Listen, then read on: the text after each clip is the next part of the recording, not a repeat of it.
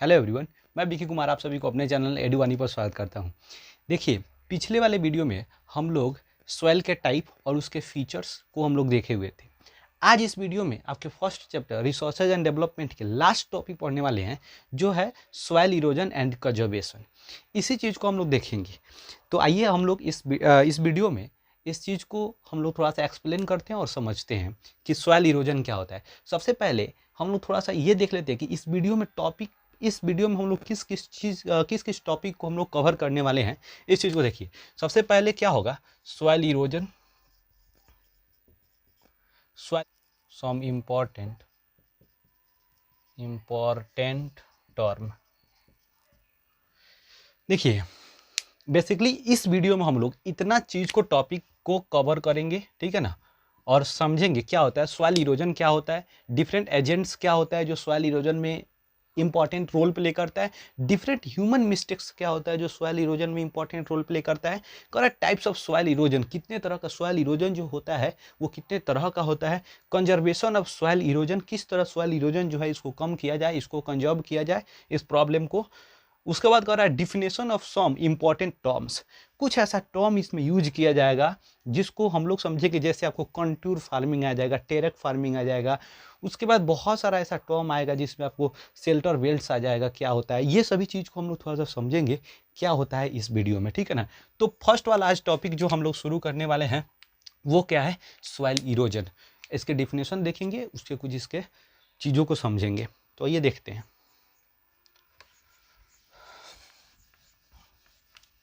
देखो यार, वीडियो बनाने में हमको थोड़ा सा लेट हो रहा था, इसीलिए क्योंकि हमको प्रॉब्लम हो रहा था। जो मेरा घर जो है वो काफ़ी रोड के काफ़ी किनारे पे है, तो बार बार वो जो है गाड़ी वगैरह का आवाज़ आ रहा था, बहुत दिक्कत हो रहा था, लाइटिंग प्रॉब्लम था। तो इसलिए ये जो मेरा एक छोटा सा गोदाउन है किताब का, तो वहीं पे हम वीडियो शूट कर रहे हैं, ठीक है ना। और हमेशा शूट, अब कोई दिक्कत नहीं होगा, हमको लग रहा है हमेशा यहीं से शूट करेंगे और वीडियो आपको जो है एकदम से कंटिन्यूली जाएगा आपको। तो आइए हम लोग थोड़ा सा देखते हैं सॉइल इरोजन।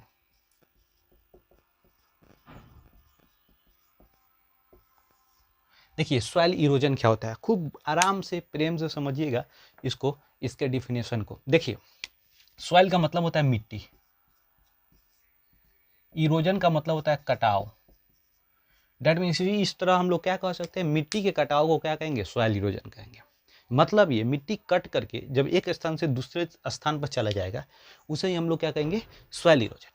लेकिन बात तो ऐसे बनेगा नहीं हमें डिफिनेशन चाहिए, वो भी एनसीईआरटी। देखिए, हम लोग की एक जो बोर्ड है ना, ये बहुत ही गलत ये है कि यार, कि जो डिफिनेशन है एनसीईआरटी में, जो वर्ड को यूज किया गया वो वर्ड लिखोगे तो मार्क्स मिलेगा। ये क्या मतलब, ये बकलोला ही हो गया पूरा का पूरा। बात समझे कि नहीं।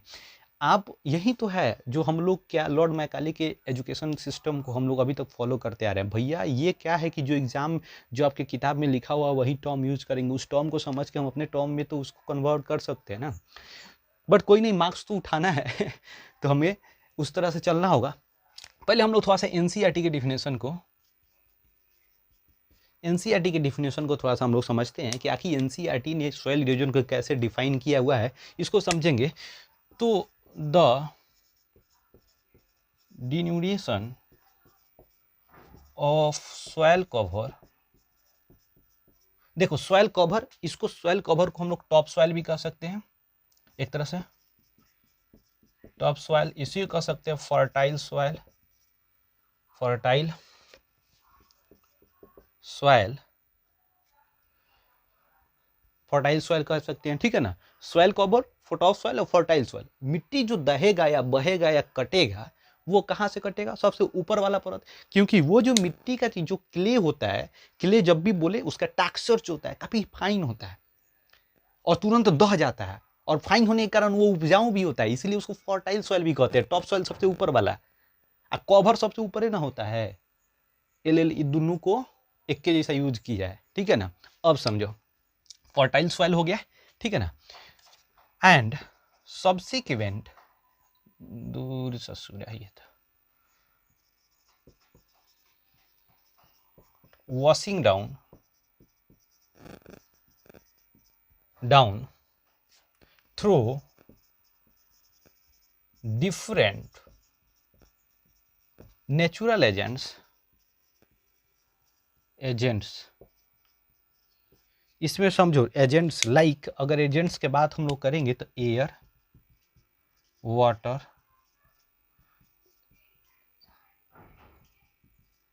Glacier, through the different natural agents is called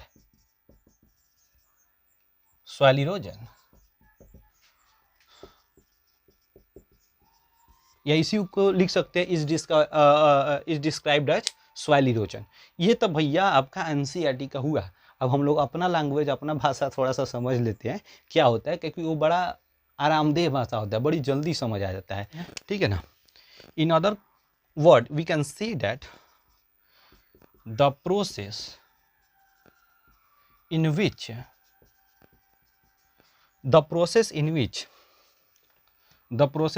soil, the topsoil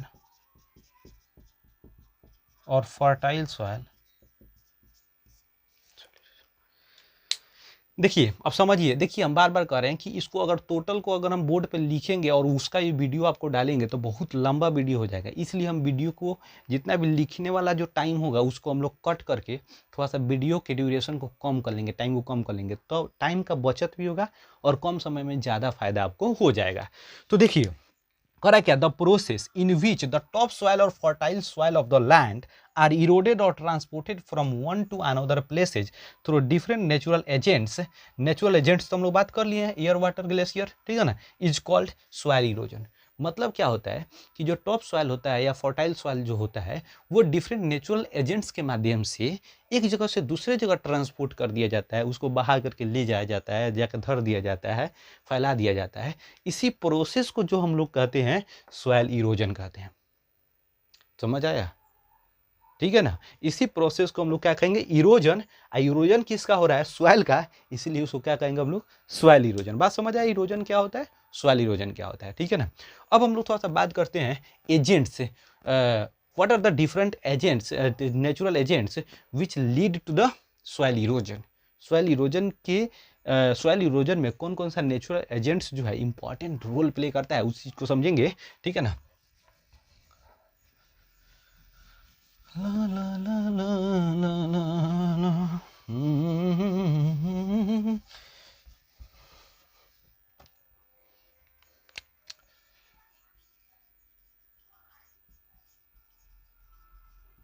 देखो नेचुरल का मतलब समझ गया ना, प्रकृति प्रदत्त, जो नेचर के द्वारा क्रिएट किया गया हुआ है, नेचर से प्राप्त किया गया है, ठीक है ना, created by God is called natural, ठीक है ना। देखो एजेंट्स क्या है, एजेंट्स समझना है। देखो एजेंट्स से उसको कहा जाता है जो किसी कार्य को करने में मदद करता है, ठीक है ना।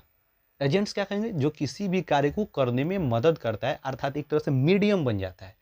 एजेंट्स बार बार तुम लोग सुने होंगे, जैसे बैंक में के एजेंट्स होता है, सब उससे सब घरे घरे घूमते रहेगा, ओ चाचा खाता खुलवा लीजिए, उसको पैसा दिया जाता है, कमीशन दिया जाता है, वो अपने फायदे के लिए घूमता है, चाचा खाता खुलवा लीजिए, सेविंग खाता खुलवा लीजिए, आपको क्रेडिट कार्ड दिवा देंगे, लोन दिवा देंगे, ठीक है ना। इस तरह क्या होता है, वो एजेंट सब घूमते रहता है, ठीक है ना। या देखिए शादी होता है, ठीक है ना, उसमें भी एजेंट रहता है सब, ठीक है ना। लड़का वाला घर जाएगा, देखेगा, देखिए ना ये लड़की है, शादी कर लीजिए, ठीक है ना। ये लड़की वाले घर जाएगा, देखिए ना ये लड़का है, बड़ी सुंदर लड़का है, ठीक है ना, लड़का सुंदर बात समझे कि नहीं, ये अच्छा खासा पैसा कमाता है, ये सब कह के क्या होता है, वो उससे शादी करा देता है, बात समझे। और वो बाद में शादी करने वाला नहीं समझता है क्या होगा, ठीक है ना। तो यहाँ पर वो एजेंट्स होता है जो अपने माध्यम से क्या करता है, किसी को कोई काम में मदद करता है। अब बात आता है क्या कि सॉइल इरोजन में कौन ऐसा चीज़ है जो मदद करता है, उसी को तो हम लोग कहेंगे एजेंट्स। तो इसमें क्या है, आपको एयर, वाटर, ये दो को वो बहुत इंपॉर्टेंट है, ठीक है ना। यहाँ पर क्या लिखेंगे, द मीडियम विथ एजेंट्स क्या होगा, जो सॉइल इरोजन में प्रोसेस में, सॉइल इरोजन के प्रोसेस में अपना हेल्प करेगा, ठीक है ना, उसे हम एजेंट्स कहेंगे। और वो एजेंट्स कैसा है, नेचुरल है, इसीलिए उसको नेचुरल एजेंट्स कह देंगे। समझ आ गया होगा, ठीक है। अब आगे देखिए, नेचुरल एजेंट समझ आ गया, दो होगा इंपॉर्टेंट, एयर होगा, वाटर होगा, ग्लेशियर भी होता है, ठीक है ना। अब देखिए ये जो सॉइल इरोजन का जो प्रोसेस है ये काफ़ी बैलेंस प्रोसेस होता है। देखिए सॉइल फॉर्मेशन और इरोजन, सॉइल फॉर्मेशन में सॉइल बनता है, इरोजन में क्या होता है, बिगड़ता है। जो सॉइल बना हुआ वो एक जगह से दूसरी जगह ले जाएगा, फैला देगा, ठीक है ना। तो ये जो प्रोसेस होता है सॉइल के सॉइल इरोजन के और उसके फिर से फॉर्मेशन के, ठीक है ना, तो ये प्रोसेस काफ़ी वायलेंस होता है। ये मतलब बैलेंस करने का मतलब क्या होता है कि नेचुरली क्या होता है कि एक तरफ बनाएगा तो एक तरफ उसको बिगाड़ेगा, फिर एक तरफ बनाएगा तो उसको एक तरफ बिगाड़ेगा। नेचर जो होता है ना, ये किसी चीज़ का फॉर्म करता है तो उसको एक तरफ न एक तरफ उसको भरपाई किसी न किसी रूप में कर देता है। लेकिन प्रॉब्लम तब क्रिएट होता है जब ह्यूमन, मनुष्य जो होता है उसमें अपना टांग पेश देता है। अब बात आता है ह्यूमन उसमें टांग कैसे आता है। Human mistakes, what are the human mistakes which are responsible to the soil erosion. तो ह्यूमन मिस्टेक्स की वजह से जो सॉइल इरोजन का जो प्रोसेस होता है, सॉइल इरोजन का जो प्रोसेस होता है वो एक्सीलरेट होता है। वो एक्सीलरेट मतलब तेज होता है। कौन कौन सा ह्यूमन मिस्टेक्स है? Human mistakes, what are the different human mistakes which are responsible to the soil erosion। तो इस मिस्टेक्स में क्या आ जाएगा आपको, जैसे डिफॉरेस्टेशन देख लीजिए, farming, faulty method of farming. देखिए कौन कौन सा ह्यूमन मिस्टेक्स है जो सॉइल इरोजन में इंपॉर्टेंट रोल प्ले करता है, ठीक है ना। डिफॉरेस्टेशन, वन का कटाई, अधिक मात्रा में फल पेड़ पौधे को काटते हैं, इससे क्या होती है, मिट्टी ढील। देखिए पेड़ पौधा जो होता है वो अपने जड़ से मिट्टी को बांध के रखता है, अपने रूट से क्या करता है, मिट्टी को बांध के रखता है। इससे क्या होती है कि हवा बहेगा या फिर क्या होगा, पानी अगर कस के आता है, ठीक है ना, कहीं से, ठीक है ना, तो वो क्या करेगा, वो मिट्टी को नहीं बहा के ले जाएगा अपने साथ। दूसरा क्या होता है, ओवर ग्रेजिंग। ग्रेजिंग में क्या होता है, हम मवेशी को, जानवर वगैरह को छोड़ देते हैं चरने के लिए, उसका जो खूर होता है, उसका हुफ जो होता है, नीचे जो उसका पैरवा होता है वो काफ़ी हार्ड होता है, ठीक है ना। और देखने करते हैं जानवर कितना भारी भारी होता है। इससे क्या हो जाता है कि मिट्टी जो बैठा हुआ है उसके पैर से उखड़ जाता है, उखड़ जाएगा, बारिश आएगा, हवा बहेगा, तुरंत क्या हो जाएगा, बह के चला जाएगा। दूसरा होता है क्या, ओवर इरीगेशन। इरीगेशन में क्या होता है कि जैसे मान लो कि पानी पटाना है, अगर खेत में इरीगेट करने, खेत को मतलब कि सिंचाई करना है, कहीं पे इरीगेशन करना है, तो क्या करते हैं, पंपी सेट चला देते हैं, जाके घरे सो जाते हैं, अरे बड़का खेत है, छोड़ो ना, रात भर आज पानी उसी तरफ आएगा। उसमें क्या हो जाता है कि मिट्टी और जो पानी हो जाता है बहुत अधिक मात्रा में उसमें लग जाता है, और वो एक जगह से वो जो मिट्टी, वो जो पानी होता है एक खेत से दूसरे खेत में, तीसरे खेत में चले जाता है। इससे क्या होता है कि मिट्टी क्या होता है, कट करके बहने इधर उधर चला जाता है। दूसरा क्या होता है, faulty method of farming. Faulty method of farming का मतलब अभी जस्ट है कि देखिए जैसे आप फॉल्टी मेथड में, जैसे कि आप अभी जस्ट बताएं हम आपको कि एक तो इरिगेशन वाला प्रॉब्लम आ जाता है। दूसरा क्या हो जाता है, जैसे आप हिली एरिया में चल जाएंगे, माउंटेन एरिया में चल जाएंगे, स्लोप एरिया वाला एरिया में, तो स्लोपी एरिया में क्या होता है कि कल्टीवेशन करने का तरीका होता है, जैसे कॉन्टूर फार्मिंग हो गया, आपको टेरेक फार्मिंग हो गया, उस तरह करेंगे तो जो सॉइल इरोजन है उसको कम किया जा सकता है लगभग 50% तक, ठीक है ना। लेकिन अगर स्लोपी एरिया में डायरेक्ट अगर खेती कर दे, ठीक है ना, तो वहाँ पर क्या होगा, मिट्टी का कटाव बहुत ज़्यादा हो जाएगा। उसके बाद क्या होगा कि बहुत सारा जोतने जो खेत को प्लॉइंग किया जाता है उसके मेथड को भी काफ़ी हद तक सुधारना पड़ता है, ठीक है। ओवर माइनिंग, माइनिंग अधिक मात्रा में होगा तो धीरे धीरे धरती क्या होते जाती है, खोखला होते जाती है। थोड़ा सा भी कस के बारिश होगा, कुछ भी होगा तो लैंड स्लाइडिंग ज़्यादा होगा, और मिट्टी जो होती है उससे बहुत ज़्यादा मात्रा में कट करके एक जगह से दूसरी जगह चली जाती है। कंस्ट्रक्शन भी बहुत ज़्यादा इंपॉर्टेंट रोल प्ले करता है। कहीं पे फैक्ट्री बनाना है, कहीं पे बहुत बड़ा मॉल बनाना है, वहाँ पर कंस्ट्रक्शन होता है, वहाँ पर मिट्टी बहुत अधिक मात्रा में काटा जाता है, बिखराया जाता है। इससे भी क्या होता है, बारिश होगा, धूल होगा, हवा आएगा तो मिट्टी क्या होगा, एक जगह से दूसरी जगह उड़ के बह करके चला जाता है। तो अब देखिए हम ह्यूमन मिस्टेक्स देखिए, कौन कौन सा ह्यूमन मिस्टेक्स जो है इंपॉर्टेंट रोल प्ले करता है सॉइल इरोजन में, ठीक है ना। और इसी को हम लोग क्या कह सकते हैं, कॉजेज ऑफ सॉइल इरोजन। तो समझ आ गया ह्यूमन मिस्टेक और उसी को कॉजेज ऑफ सॉइल इरोजन, दो टॉपिक समझ आया। अब हम लोग समझते हैं टाइप्स ऑफ सॉइल इरोजन। देखिए अभी हम बताएं कि जो मिट्टी होता है वो क्या होता है कि डिफरेंट नेचुरल एजेंट्स के माध्यम से एक जगह से दूसरे जगह चला जाता है, ठीक है। तो इसको समझिएगा खूब आराम से। देखिए एक तो एयर के माध्यम से जाता है और एक वाटर के माध्यम से जाता है। तो जब मिट्टी होगा, एयर के माध्यम से एक जगह से दूसरी जगह उड़ के जाएगा, उसे हम लोग क्या कहेंगे, एयर इरोजन। एकरो को कहीं कहीं विंड इरोजन कहता है, विंड, ठीक है ना, विंड इरोजन। जब वाटर के माध्यम से जाएगा उसे कहेंगे वाटर इरोजन। समझ आया इरोजन क्या होता है, इरोजन समझ आया। दो तरह का होगा, एक हवा के माध्यम से जाएगा तो विंड इरोजन, जब वो पानी के माध्यम से जाएगा, वाटर के माध्यम से जाएगा तो वाटर इरोजन। तो यहाँ पर डिफिनेशन बहुत ही आसान है, खुद से बना सकते हो यार। The process of soil erosion caused by wind is called wind erosion, अपना शब्द में, ठीक है ना। उसको क्या कहेंगे, the process of soil erosion in which soil are transported by wind from one to another places is called wind erosion. इसको कहेंगे the process of soil erosion transport in which soil are transported by water from one to another places, ठीक है ना, is called water erosion. ये दो बात समझ आया, विंड इरोजन। तो देखिए हवा जो होता है एक ही तरह से मिट्टिया, कहीं से हवा आएगा मिट्टिया उठ ले चल जाएगा, ठीक है ना, बही ले चल जाएगा। लेकिन पनिया जो होता है ना, ये ससुरा, ये दो तरह से बहाता है। एक जो होगा बहुत बड़ा एरिया में है, आएगा यहाँ से, ये पूरा वाला एरिया के ऊपर वाला मिट्टी को बही ले चल जाएगा एकदम बराबर से, तो उसे कह दे हम लोग सीट इरोजन। जब बड़ा वाला एरिया में बहा कर जाएगा सीट इरोजन। ये वो ससुरा आएगा इतने दूर में पानी आएगा, इतने धारा रहेगा, बड़ी तेजी से आएगा और इतने दूर की मिट्टिया को दहा करके एकदम खोखला बना देता है ससुरा, खोखला बना देगा। इसको कहेंगे गली खानी, एकदम गली बना देगा।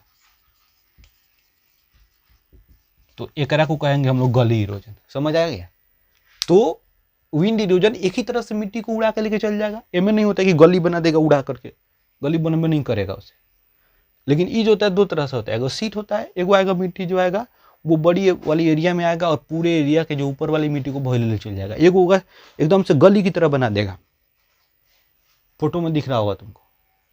तो ये दो तरह का विंड इरोजन और वाटर इरोजन, इस सारे का डिफिनेशन और नोट्स तुमको मिल जाएगा पीडीएफ चैनल में, जो मेरा आपका जो है टेलीग्राम चैनल है वहाँ पर मिल जाएगा, ठीक है ना। तो ये दो हो गया, ठीक है ना।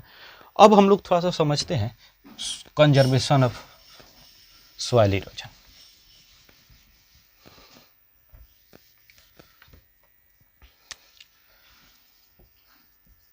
कंजर्वेशन ऑफ सॉइल इरोजन, देखिए कंजर्वेशन का मतलब क्या होता है, समझना है। कंजर्वेशन का क्या मतलब होता है, कंजर्वेशन का मतलब होता है सेव करना,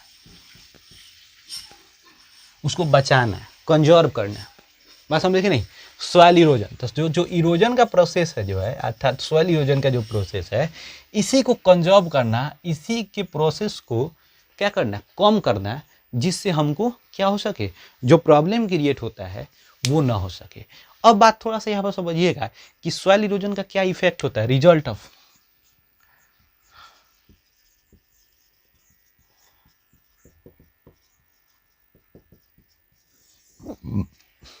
सॉइल इरोजन का क्या रिजल्ट होता है। तो सबसे पहले एक तो लैंड जो होता है अनफर्टाइल हो जाता है, वो अनफर्टाइल हो जा रहा है।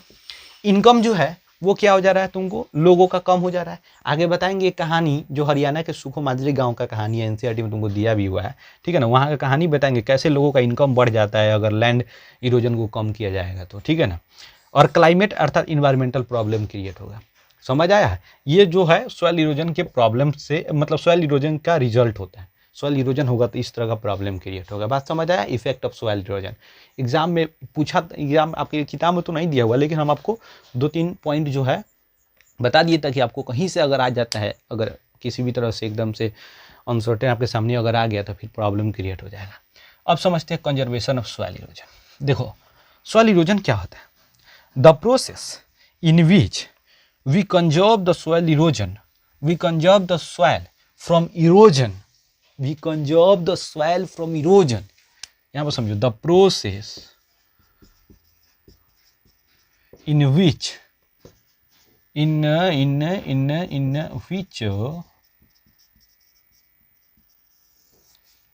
क्या बोलो, देख कंजर्वेशन मतलब सेव करना है। यहाँ पर देख रहे हैं कि सॉइल इरोजन, इरोजन का मतलब होता है मिट्टी का कटाव, किसका कटाव, इरोजन का मतलब कटाव, और सॉइल इरोजन का मतलब मिट्टी का कटाव, ठीक है ना।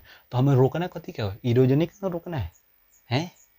तो यहाँ पर समझना है, the process in which we conserve the soil from erosion, किससे कंजर्व करना है, एकरा से कंजर्व करना, इचोरवा से, erosion is called soil conservation. समझ आ गया, सॉइल कंजर्वेशन। तो अब कहेंगे what are the different steps which lead to the conservation of soil. कौन कौन ऐसा जो है डिफरेंट स्टेप्स है जो कंजर्वेशन ऑफ सॉइल कंजर्वेशन में इंपॉर्टेंट रोल प्ले करता है। तो यहाँ पर हम उस चीज़ को देखेंगे। तो आइए देखिए, different steps for soil conservation, कौन कौन सा स्टेप्स है जिससे हम लोग सॉइल इरोजन को हम लोग क्या कर सकते हैं, कम कर सकते हैं, उसको रोक सकते हैं, ठीक है ना। तो देखिए सबसे पहले क्या है कि हम लोग थोड़ा सा एरिया बांट लेते हैं। हम बात पहले ही बता चुके थे कि इंडिया में जो है different type of relief features है। लाइक आपको प्लेटेड एरिया है, हिली एरिया, माउंटेन एरिया है और एक प्लेन एरिया है, ठीक है ना।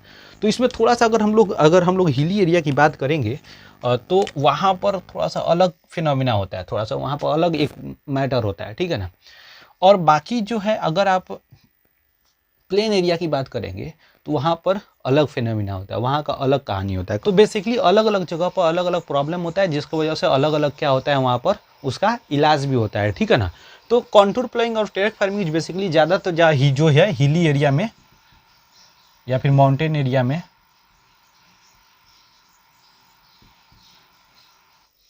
तो ये बेसिकली हिली और माउंटेन एरिया में होता है, ठीक है ना। इस तरह की खेती होती है। कॉन्टूर प्लोइंग क्या होता है कि ये जो है हिली एरिया में एक्चुअली क्या होता है कि उसके लिए जितना भी स्लोपी एरिया होता है वहाँ पर हम लोग एक तरह से स्टेयर, इसमें तो हम लोग टेरेक का मतलब होता है स्टेयर, एक तरह के स्टेयर के माध्यम से हम लोग यहाँ पर खेती किया जाता है। ताकि क्या होता है कि यहाँ पर प्रॉब्लम क्या होता है कि अगर ज़्यादा स्लोप होगा तो डायरेक्ट ये पर पानी पड़ता है, ठीक है ना, पानी वगैरह पड़ेगा तो इसका जो वेलोसिटी जो होगा, उसका जो गति होगा काफ़ी हाई होगा। इससे क्या होता है कि मिट्टी बहुत तेज़ी से आएगा तो मिट्टी ज़्यादा उससे बहेगा, रुकने का कोई चांस ही नहीं होता है। लेकिन हम उसमें अगर स्टेयर बना देते हैं, टेरेक फार्मिंग का बात कर रहे हैं, उसमें स्टेयर्स अगर बना देते हैं तो वो मिट्टी जो पानी का जो वेलोसिटी है वो कम हो जाता है, ठीक है ना। और फसल बहुत आराम से उस पर अगर उस पर पानी वगैरह भी अगर इरिगेशन वगैरह करते हैं तो पानी थोड़ा देर ठहरता है, ठीक है ना। तो इसके लिए वो टेरेक फार्मिंग बनाया जाता है। दूसरा क्या होता है कॉन्टूर प्लाइंग। ये जो कॉन्टूर प्लोइंग क्या होता है, ये भी एक तरह का सीढ़ीनुमा ही होता है, लेकिन ये सीढ़ीनुमा बहुत ही एक जो होता है मतलब ज़्यादा स्लोपी एरिया में बनाया जाएगा और ये बहुत ही कम एरिया में होता है, ठीक है ना। मतलब स्टेप्स बाय स्टेप्स होता है, लेकिन इसमें स्टेप्स वाला कहानी नहीं होता है। इसमें कॉन्टूर में स्टेप वाला कहानी नहीं होता है। ये होता है क्या कि एक स्लोपी एरिया में बहुत बड़ा वाला एरिया को भर के समतल बनाया गया, फिर थोड़ा सा नीचे गए, फिर बड़ा वाला एरिया को समतल बनाया गया, फिर थोड़ा सा नीचे गए, वहाँ पर बड़ा वाला एरिया को समतल बनाया गया और वहाँ पर क्या किया जाता है, खेती किया जाता है। और एक्चुअली क्या होता है, उसको किनारे पर बांध बना जाता है और उस बांध पे इतना मतलब बड़ा सा एक तरह से ये एक तरह से खड़ा कर दिया जाता है ताकि उसमें अगर इरिगेशन वगैरह कर रहे हैं, पानी वगैरह कर रहे हैं तो ठहरे उसमें बचा रहे, ठीक है ना। इसी को हम लोग कंटूर कहते हैं, ठीक है ना। इसी को हम लोग क्या कहते हैं, कंटूर कहते हैं। आज जो पानी वगैरह को क्या कर सकता है, रोक ले, ठीक है ना। तो ये होता है बेसिकली कंटूर प्लोइंग, ठीक है ना। और इसमें ये दोनों में मेहनत बहुत ज़्यादा होता है, इसमें मेहनत बहुत ज़्यादा होता है फार्मर्स का, ठीक है ना। इसीलिए इस एरिया में जो होता है कि देखेंगे कि लोग जो होते हैं ज़्यादा ट्रेडिशनल फार्मिंग मेथड का यूज करते हैं। अब बताइए ना, पहाड़ पर ट्रैक्टर थोड़े जाएगा वहाँ पर हल जोतने, खेत जोतने। वहाँ पर क्या होता है, बैल वगैरह से या फिर भैंस वगैरह से ले जा करके अपना या फिर कुदाल वगैरह से खेत वगैरह कोड़ते हैं उसको। और वो जो होता है बेसिकली ज़्यादातर वो जो होता है नेचर पर डिपेंडेंट खेती करते हैं वो लोग। फार्मिंग क्या होते हैं, नेचर डिपेंडेंट होता है। जैसे बारिश का अगर इरिगेशन करना है तो वो बारिश पर डिपेंड करेंगे, कोई अपना आर्टिफिशियल उसमें अपना कोई भी कंस्ट्रक्शन उनका नहीं होता है, ठीक है ना। स्ट्रिप फार्मिंग में क्या होता है कि बड़ा वाला एक खेत का एरिया है, ठीक है ना, उसमें क्या किया जाता है कि पूरे बड़े वाले खेत को क्या कहते हैं, स्ट्रिप में बांट दिया जाता है, एक लाइन में, एक रॉ में बांट दिया जाता है और उसी में खेती किया जाता है। अगर बारिश वगैरह होता है तो वो फसल सही ढंग से हो सके और मिट्टी का जो होता है इरोजन जो होता है वो कम किया जा सके। और दोनों के बीच में जैसे मान लो ये वाला रॉ बना दिया गया, इस दोनों के बीच जो बचता है इसमें जो होता है बेसिकली घास वगैरह थोड़ा सा उगवा दिया जाता है, ठीक है ना, ताकि यहाँ से मिट्टी जो होती है वो नहीं दहे और यहाँ पर अगर इरिगेशन वगैरह भी कर रहे हैं तो पानी थोड़ा सा रुका रहेगा, ठीक है ना। दूसरा कहता है शेल्टर बेड्स। जैसे मान लो ये खेत हो गया, ठीक है, इसके आरी आरी से क्या किया जाता है, पेड़ लगा दिया जाता है। क्यों लगा दिया जाता है, इससे क्या होता है कि हवा अगर तेज़ी से बहता है तो देखेंगे खेत का मिट्टी बहुत मतलब कि उड़ करके हवा के माध्यम से दूसरे जगह चला जाता है, विंड इरोजन को रोकने के लिए, ठीक है ना। आरी आरी से अगर लगा देंगे इसमें तो क्या होगा, हवा अगर तेज़ी से आ रहा है तो उसके फोर्स को, उसके वेलोसिटी को कम कर देगा ये, जिसके वजह से क्या होता है कि वहाँ की जो मिट्टी होगी वो उड़ नहीं पाएगा हवा के माध्यम से। तो उस तरह मिट्टी को संरक्षित किया जा सकता है, कंजर्व किया जाएगा। एफॉरेस्टेशन, जो मिट्टी अधिक मात्रा में अगर काटा जा रहा है तो उस चीज़ को क्या होगा, कम किया जा सकता है। बात समझ आया? एफॉरेस्टेशन के माध्यम से ज़्यादा से ज़्यादा मात्रा में पेड़ लगाएंगे। पेड़ लगाने से क्या होगा, मिट्टी को बांधा जाता है। उसका जो जड़ होता है, रूट होता है किसी भी तरह के ट्रीज का, वो क्या होता है कि मिट्टी को बांध के रखता है अपने आसपास के एरिया को। तो इससे क्या होगा, मिट्टी दहता उड़ता नहीं है। फिर कंट्रोल ओवर माइनिंग जो हो रहा है अधिक मात्रा में, उसको कंट्रोल किया जाए, ठीक है ना। उसके बाद कह रहा है कि इम्प्रूव इरिगेशन मेथड। बोले ना कि रात में छोड़ के पानी पटाने के लिए क्या करते हैं, पंप सेट चालू करके छोड़ देते हैं। ऐसे करेंगे तो फिर इरोजन होगा ही मिट्टी का। इसमें क्या होगा कि आप ड्रिप सिंचाई देखेंगे, जो होता है ये ड्रॉपिंग के माध्यम से तरफ से एक फुहारा होता है मिट्टी पानी का, और चारों तरफ क्या होते रहता है, पानी पड़ते रहता है और वहाँ पर इरिगेशन हो जाता है। इससे क्या हो जाता है कि आसपास के जितने भी पेड़ पौधे होंगे, ठीक है ना, उन पर ज़्यादा मिट्टी का जोड़ नहीं पड़े, पानी का ज़्यादा फ्लोइंग नहीं होगा, फोर्सेस ज़्यादा नहीं होगा, तो मिट्टी दहेगा नहीं, ठीक है ना। और इरिगेशन का भी वहाँ पर काम हो जाएगा। समझ आया? जितना भी टॉपिक, ये जो पॉइंट है, इन सभी का डिफिनेशन हमारे नोट्स में मिल जाएगा आपको। आपको अगर नोट्स चाहिए तो आइए टेलीग्राम ग्रुप में, ठीक है ना, वहाँ पर सभी चीज़ मिलेंगे। और आपको एक और बात, उसमें क्या होगा, आपको प्रीवियस ईयर क्वेश्चंस भी मिलेगा, ठीक है ना। अब हम लोग यहाँ पर समझते हैं कि जो हरियाणा के जो शिवालिक वाले एरिया में, ठीक है ना, एक हरियाणा में गाँव है सुखमाजरी, ठीक है ना, वहाँ पर जो लोग रह रहे थे वो किस तरह सॉइल इरोजन से परेशान थे और वो कौन सा अपना स्टेप्स अपनाए, ठीक है ना, जिससे उनसे फ़ायदा हुआ। देखिए, एक्चुअली हरियाणा में जो है सुखमाजरी एक गांव है जहां के लोग जो थे सॉइल इरोजन से बहुत ही ज़्यादा परेशान थे। उन्होंने सबसे पहले अगर उनका देखेंगे 1976 में प्रति हेक्टेयर, मतलब अगर 1 हेक्टेयर की बात करें तो मात्र इतना ट्रीज था। उस गांव में देखा गया कि 1 हेक्टेयर एरिया में मात्र 13 को जो है 13 जो है ट्रीज लगा हुआ है। लेकिन उन लोगों ने क्या किया, पेड़ लगाना शुरू किया, और 1992 में 1 हेक्टेयर में लगभग